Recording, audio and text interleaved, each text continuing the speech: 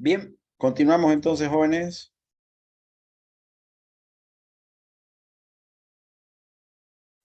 Ya estábamos por terminar en relación al cuadro clínico. El grado de hiperosmolaridad y la velocidad en el cual se desarrolla está directamente relacionado con el deterioro del estado mental. Significa que a mayor hiperosmolaridad, mayor deshidratación, mayor deterioro del estado mental del paciente. ¿Ya? Entonces, lo que no tienen que olvidarse ustedes de que el estado hiperosmolar puede producir gran variedad de signos neurológicos. Desde las convulsiones, puede haber un Babinski, hiper o hiperreflexia, bilateral o unilateral, puede simular una focalización neurológica con hemiparesia, afasia, fasciculaciones, hemianopsia, nistagmo. ¿Ya? Entonces, que quede bien claro, la peor complicación que trae más alteración neurológica por la deshidratación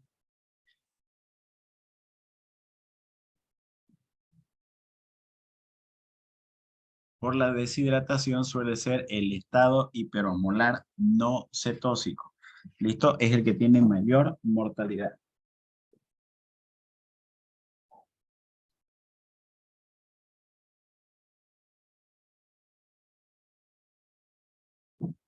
Bien, entonces, hasta aquí es lo que es el estado hiperosmolar no cetósico. Vamos a continuar con la tercera complicación aguda, que son las hipoglucemias. ¿Ya? Bien, entonces, cuando hablamos de hipoglucemia, tenemos que entender estos dos conceptos. Evidentemente, hipoglucemia, cuando hablamos de la hipoglucemia, la glicemia normal, tienen que recordar ustedes que es de 70 a 99 lo normal. Por lo tanto, se sobreentendería de que toda glicemia menor o igual a 70, ¿no es cierto?, sería una hipoglucemia. Si es de sangre entera, inclusive en algunas guías lo consideran menor a 60, pero cuando es una glicemia plasmática o capilar, entonces nos basamos menos de 70. Entonces, para fines prácticos, una glicemia menor o igual a 70 ya se habla de hipoglucemia. Hay una triada que tienen que conocer, que es la famosa triada de Whipple. Para hacer el diagnóstico de una hipoglucemia, listo, primero que tengo que tener una glicemia menor o igual a 70, listo.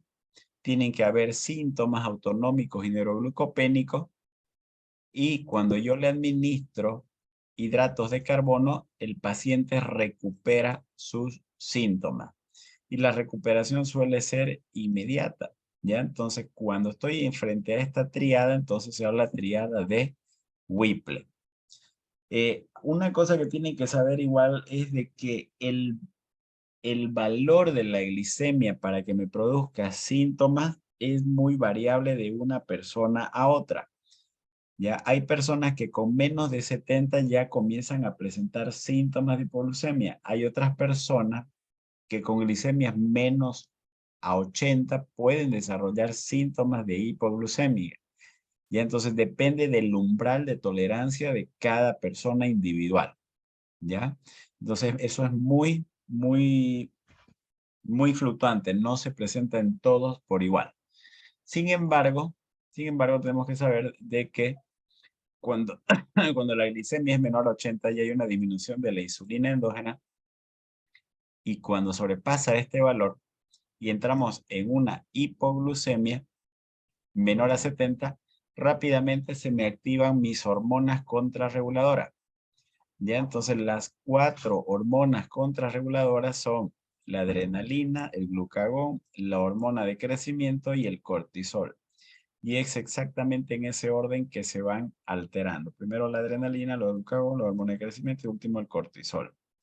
Cuando la hipoglucemia ya se vuelve muy sintomática y está alrededor de 50, comienzan a aparecer síntomas autonómicos con deterioro cognitivo. Cuando ya hay una neuroglucopenia es cuando el paciente ya está con glicemia menos de 40, acercándose a 30. Y cuando hay una neuroglucopenia severa, que habitualmente suele ser cuando es entre 20 y 25, el paciente puede convulsionar y entrar en coma. Y ojo con esto que les voy a mencionar, que es peor tener una hipoglucemia que tener una hiperglicemia. Ojo con este detalle que les estoy diciendo. Es peor tener una hipoglucemia que hiperglicemia. No estoy diciendo es peor tener una hipoglucemia que un estado hiperosmolar o una cetoacidosis. No he dicho esos términos. ¿Ya? Estoy hablando que es peor tener una hipoglucemia que una simple hiperglicemia. Ya, a eso me voy. ¿Por qué es peor? Porque cuando ya yo tengo la glicemia menos de 30, entre 30 y 20, comienza a haber lo que se llama falla neuronal. Y esta falla neuronal se acompaña no solamente de áreas de hipoxia, sino también se acompaña de áreas de, de hipoxia y áreas de isquemia. Entonces, cuando hay esta falla neurológica con estos valores de glicemia, ustedes tienen que recordar de que la glicemia es el principal combustible para el cerebro. Es como si fuese la gasolina para el cerebro. Y si no hay gasolina, pues entonces comienzan a fallar ciertas partes, ¿no? Y si se vuelve esta glicemia entre 30 y 20, si se vuelve persistente en el tiempo, ¿listo? Entonces ocasiona tranquilamente lo que se llama la encefalopatía hipóxica isquémica. Y esto se vuelve en un cuadro irreversible.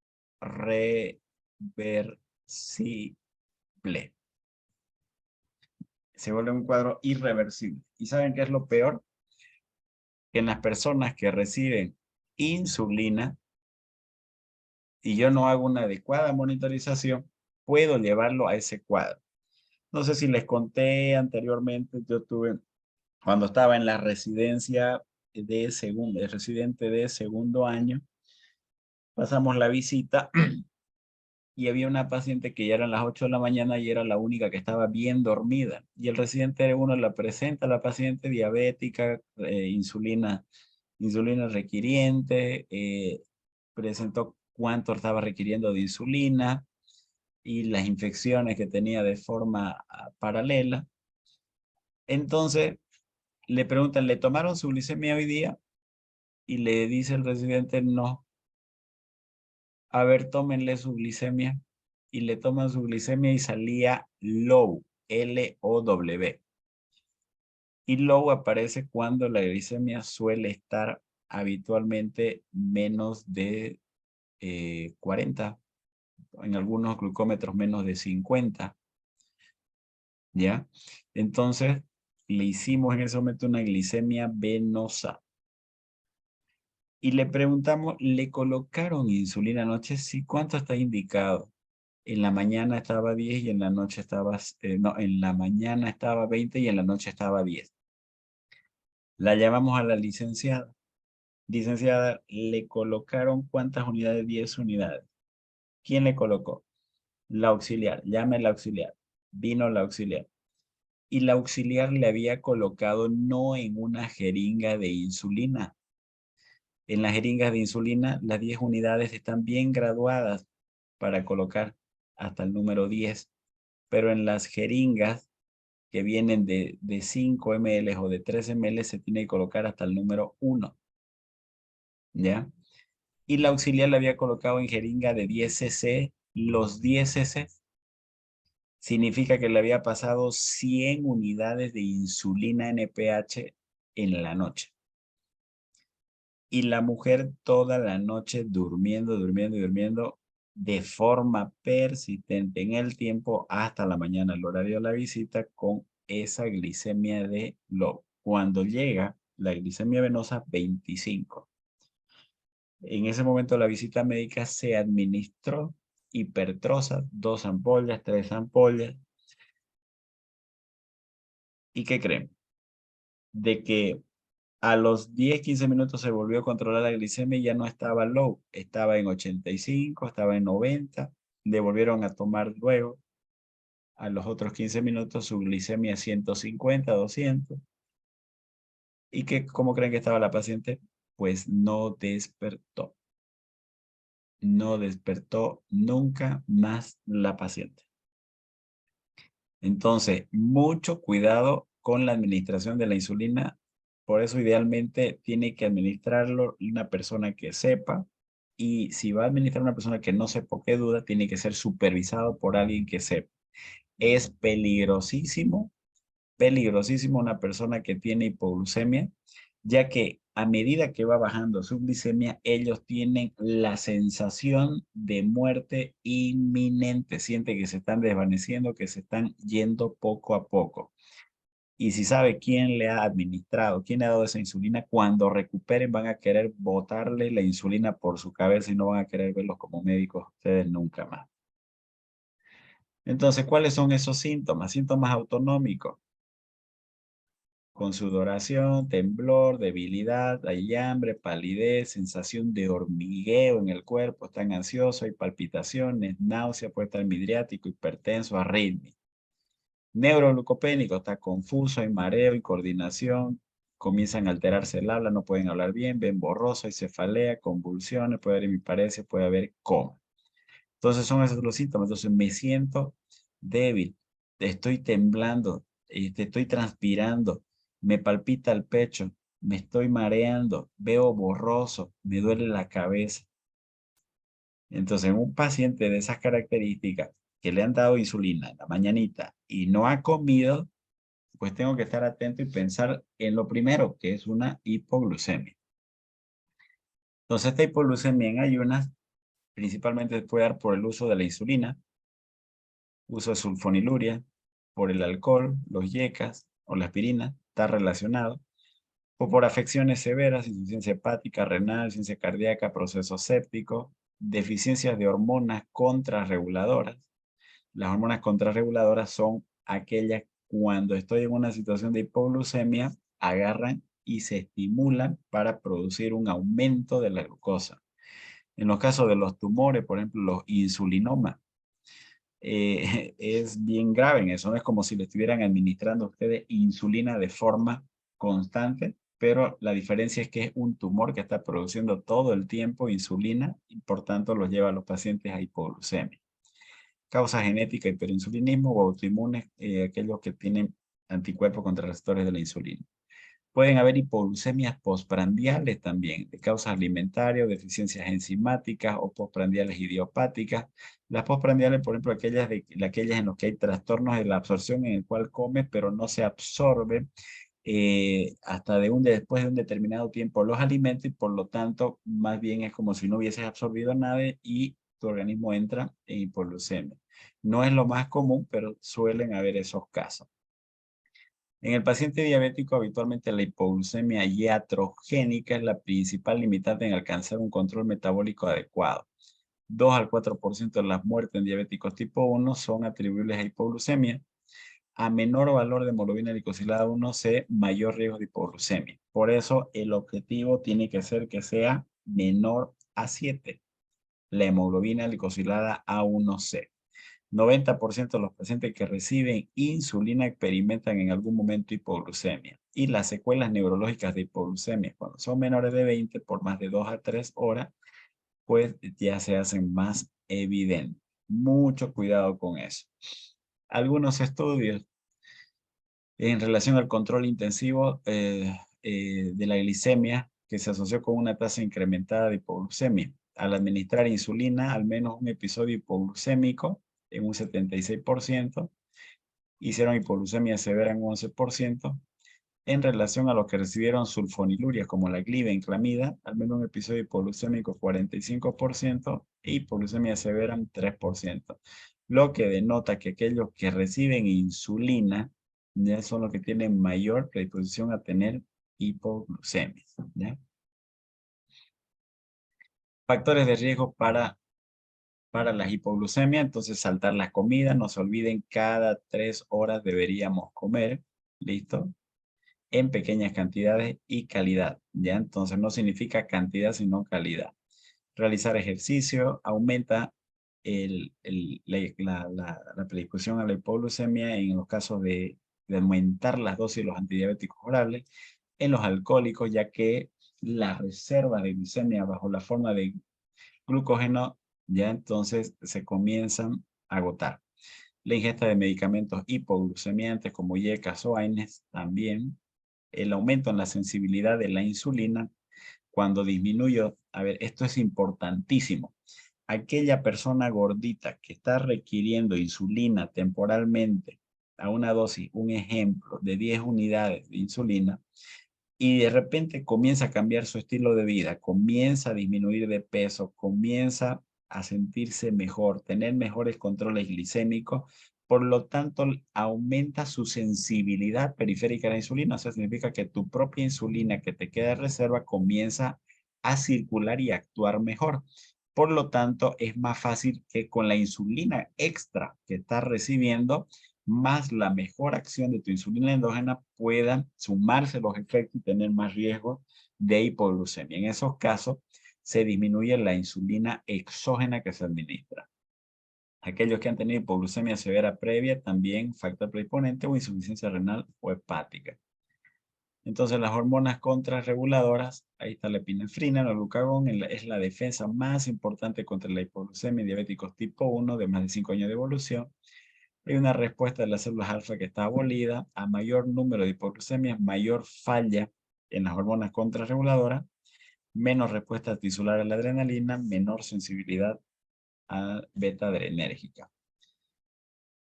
En los pacientes con diabetes tipo 2 avanzada en tratamiento con insulina responden de igual manera como la diabetes tipo 1 y en el resto de los pacientes la secreción de glucagón estaría conservada. Hay un tipo de hipoglucemia que se llama hipoglucemia inadvertida, que es aquella inadvertida o no percibida, que es aquella neuroglucopenia sin síntomas autonómicos previos. Un tercio de la hipoglucemia no son percibidas por los pacientes, ¿ya? Y puede ser por antecedentes de hipoglucemia severa, como que ya se adaptaron a aquellos síntomas y para ellos sentirse un poco indispuesto no significa haber tenido aquellos síntomas cuando era severo. ¿Ya? Entonces, el ejercicio también, el sueño, el alcohol, las glucemias cercanas a la normalidad. El tratamiento para estos pacientes, educación, impedir hipoglucemia por al menos 3 semanas y automonitoreo frecuente. ¿Qué se sabe de la hipoglucemia en relación al ejercicio? A ver, estamos hablando del paciente diabético que está con sus hipoglucemiantes y hace ejercicio. Esto puede ocurrir entre 1 a 17 horas después de hacer un ejercicio. ¿Por qué? Porque hay una mejor sensibilidad a la insulina que aumenta las 2 horas de haber realizado el ejercicio, por lo que como les mencionaba, hay que reducir la dosis de la insulina en las siguientes 24 horas a la realización del ejercicio. En estos pacientes se deberían suplementar con hidratos de carbono 10 a 20 gramos cada 30 a 60 minutos de ejercicio. En relación a las hipoglucemias no severas, el tratamiento.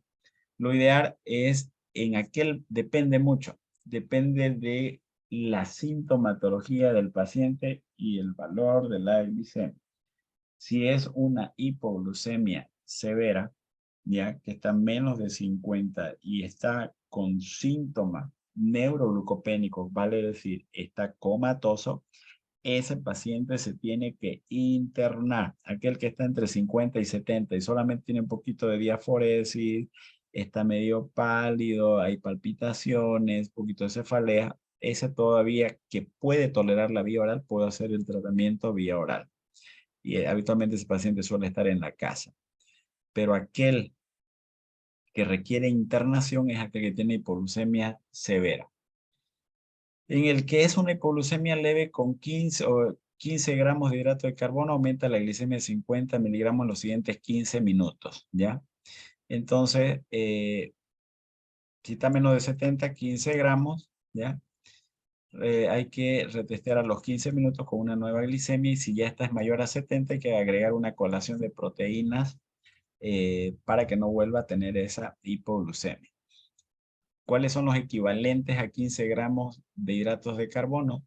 2 cucharaditas de azúcar o de miel, de medio vaso a un vaso de una gaseosa común, 5 o 6 caramelos, glucosa en gel o tableta, o un vaso de leche, o una cepita o una tapita en realidad de Hades, ¿no? Entonces cualquiera de estas alternativas son útiles en las hipoglucemias leves, vuelvo a decir, en aquellos que pueden todavía comer, recibir un alimento, ¿ya? Pueden optar por alguna de estas opciones. O proteína más hidratos de carbono, galletitas con queso, pan con queso, medio sándwich, galletita, un yogur descremado con cereales o frutas, o un juguito de naranja, ¿ya? Entonces, medio vaso, ¿listo? Entonces, cualquiera de estas alternativas es válida hasta que la glicemia se sitúe mayor a 70 miligramos por decilitro. Cuando la hipoglucemia es severa, ese paciente requiere internación. Si tengo a disposición glucagón, sería la primera opción para administrar como hormona contrarreguladora. Aumenta la glicemia vía glucogenólisis hepática. Se administra 1 miligramo intramuscular o subcutáneo. Y la duración del efecto es de 1 a 1.5 horas, 1 hora y media. Se recupera la conciencia entre 1 a 15 minutos, al igual que las soluciones hipertrosas. Es menos efectivo en estados de depresión de glucógeno por alcohol. Bien, pero en el caso de que no haya glucagón, entonces yo tengo lo que se llaman las soluciones hipertrosas, que no es lo mismo que dextrosa. Los sueros de dextrosa vienen al 5%, 10% o el 50% y vienen de 500 ml o de 1000 ml. Esas son soluciones dextrosas.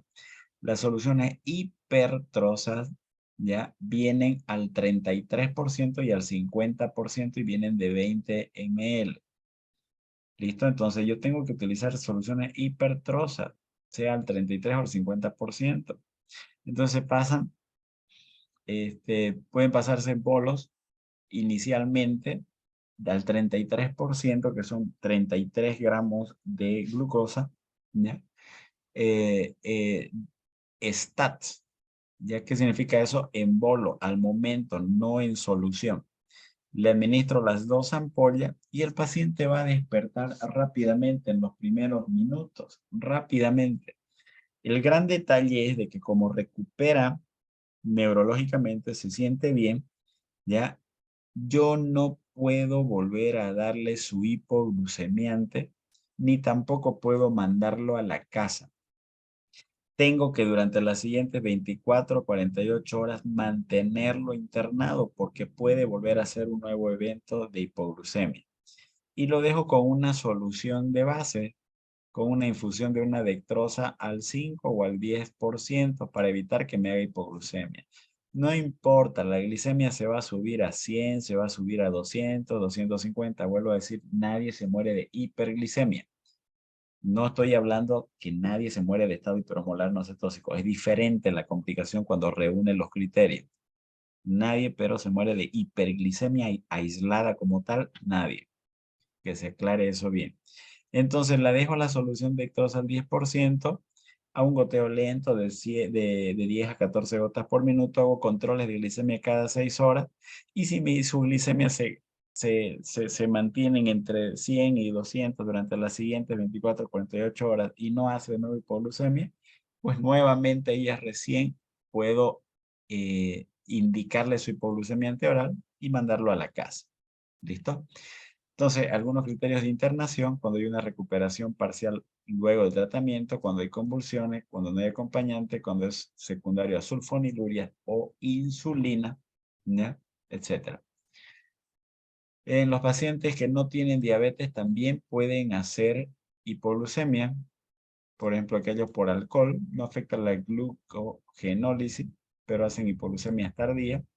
En los pacientes que tienen insuficiencia hepática, insuficiencia renal por disminución de la depuración de la insulina en los procesos sépticos por disminución del glucógeno por hipoperfusión hepática, en los pacientes con insuficiencia cardíaca igual por congestión hepática pasiva o en los pacientes con shock por aumento del consumo de glucógeno. Entonces son estas situaciones en las que una persona puede hacer hipoglucemia sin tener diabetes.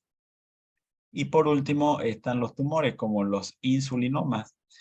Si bien es poco frecuente, el 90% es benigno, 60% se presenta en mujeres entre 30 y 50 años, hay una ganancia de peso de 25%.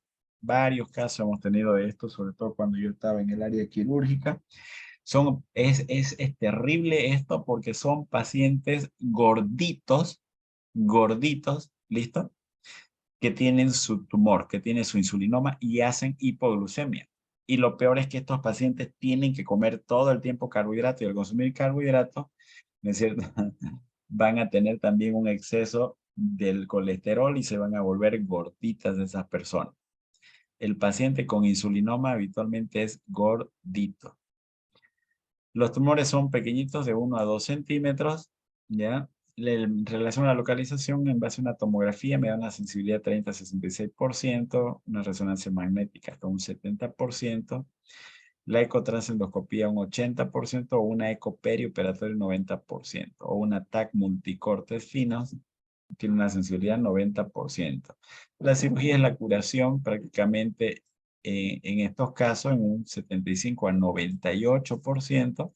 Y bueno, una vez retiran esto, se acaban los episodios de hipoglucemia. Y ya para finalizar, la hipoglucemia postprandial que ocurre después de las comidas ricas en hidratos de carbono, 3 a 4 horas, como les mencioné, tiene que haber un enlentecimiento en la absorción de los carbohidratos para que pueda producirse esta hipoglucemia después de este periodo. No es habitualmente lo normal, ¿ya? Habitualmente pueden ser por déficit enzimático o en casos de cirugías gástricas o intolerancia a hidratos de carbono, idiopática, ¿ya? Entonces, ante este rápido aumento de la glicemia, hay una liberación de las incretinas intestinales con secreción de insulina y ahí pueden hacer ellos hipoglucemia. Esta es la otra vía. O bien por factores enzimáticos o por un rápido metabolismo que podría ser la otra razón. Muy bien, chicos. Me quedo con este mensaje para ustedes. Si tienen éxito depende de ti. Si fracasas es por ti. Si eres feliz es por ti. Si eres triste es por ti. Si vives bien es por ti. Si vives mal es por ti. Los culpables no existen. Tienes que hacerte responsable de tu vida. Es tu vida. Y tienen que asumir la responsabilidad total sobre él. Crear una vida extraordinaria pues simplemente depende de usted. Simplemente es una decisión. ¿Listo? Muy bien, jóvenes, entonces terminamos lo que son complicaciones agudas. Me confirman, por favor, para el día viernes hagan su encuesta que siempre hace Graciela para ver si avanzamos. En el caso que avancemos, vamos a hablar de insuficiencia suprarrenal y síndrome metabólico. Y patología hipotálamo hipoficiaria podría subírselo al sistema, perdón, a la plataforma, ¿ya? Y con eso completaríamos endocrinología, ¿ya? Me avisan, chicos, quedo atento. No sé si tienen alguna pregunta. Doctor, una vez termina endocrino es el quinto mini examen, ¿no? Exactamente. De que termine el tema de después del trastornos en el eje hipotálamo hipofisario, ¿no? Correcto. Y Pero lo si que el es hipotálamo hipoficiario, ese tema se lo puedo pasar a la plataforma para que ustedes lo revisen como un tema de cultural, digamos, ¿no? O sea, no entraría a su examen ese tema. Pero yo se lo Sí, si doy doctor, el, eso a la sería mejor. plataforma. si el ¿Perdón? día viernes si el día viernes, doctor, avanzamos, entonces los dos temas que restan, ya tuviéramos el otro miércoles dando el quinto mini examen. Exacto. Y el otro miércoles y viernes avanzamos reumato. 2 temas el miércoles, 2 temas el viernes.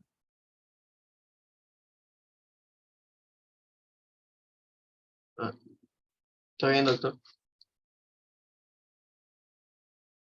Doctor, referente a la hipoglucemia que usted decía, el valor que vamos a considerar es de 70, menor o igual a 70, ¿no?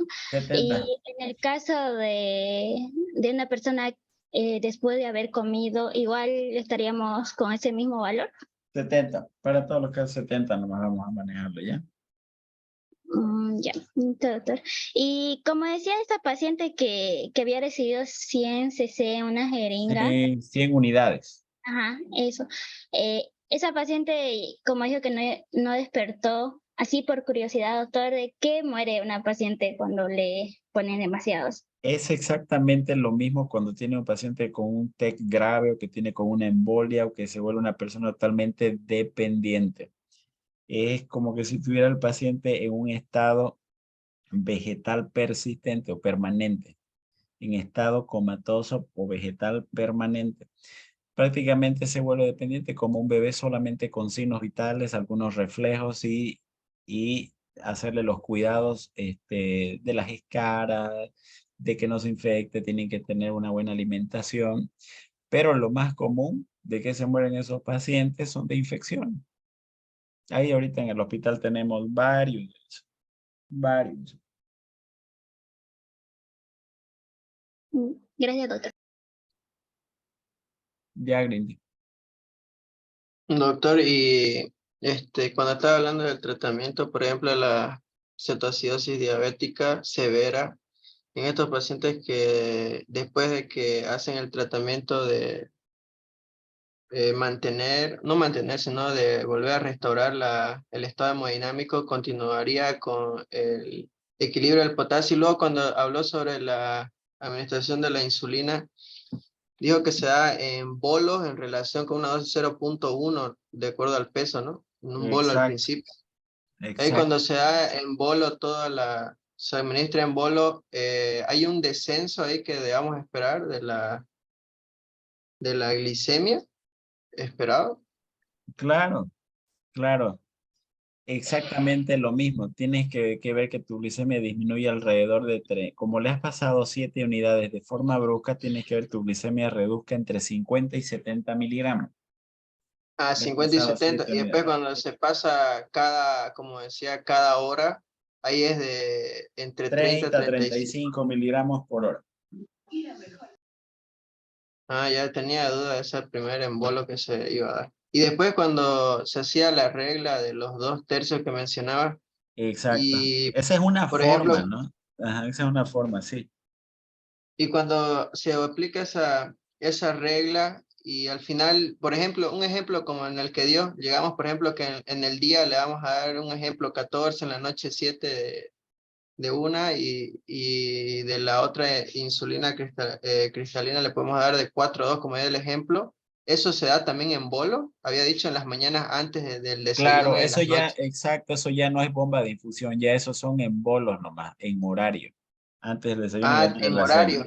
Claro, Ah, en por horario eso, antes. Ah, ya. ajá, por eso coloqué todo paciente desde que ingresa al hospital hasta que sale del hospital, primero va a recibir su insulina en bolo, luego en infusión, luego va a pasar otra vez en bolo, pero a través de la regla de los 2/3, de acuerdo a la cantidad total de insulina que requirió en infusión. Luego de los 2/3 que en la que utilicé NPH con cristalina, dejo solo NPH. Y de último, cuando ya pasa a salas el paciente, ya se valora para iniciar nuevamente hipoglucemiante y darle el alta con su hipoglucemiante respectivo. Ah, ya tenía duda que era en bolos, de la regla de los 2/3. Exacto, sí, es interesante esa regla. Es a practicarla un poquito más para que no se mareen mucho.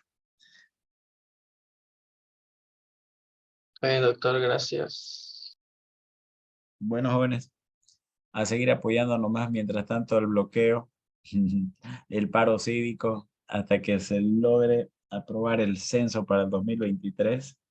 Y mientras tanto, ustedes no pierdan el hilo, sigan estudiando, prepárense, chicos, ¿ya?